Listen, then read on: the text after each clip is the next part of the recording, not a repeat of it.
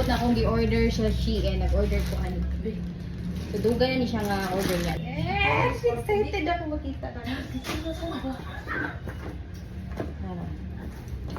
Hala, oy! Naanagid siya. Naabot na gid siya. Nag-order ko daan. So, muna ni siya ang ako. Ang heels. So, I can't wait na masuot na ako ni siya next year. Hopefully. So, akong size is 38. So, pakita ko. Ay! Diyos ko! So, ano siya ka na? 5.9 inches. Nga kung tiil mo lalaki. Daghan na kayo ka ng daghan ugat. Bukol na akong tiil. Pindot siya lang. I like it so much. So, ano siya? Nga itong batigis di nga. Magahit na. Gaya ang batigis.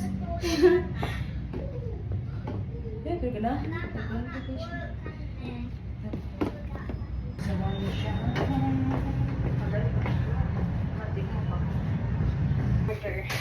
Wow.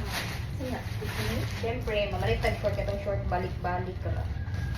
So, kano siya, baraton, tag 10 pesos na ako. Wow! Yellow is brown.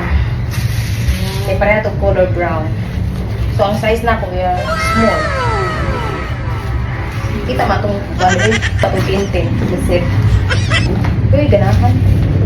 Pwede ba nito quality price akong i-ukay? Bebe. Chow touch. Mana po, na isang talaga. Murang, kinahanglan na gina ako mag-practice of maayo. Kinahanglan na gina ako mag-learn, kung saan mag-post. Kaya parang kina akong gahiag. Hawa.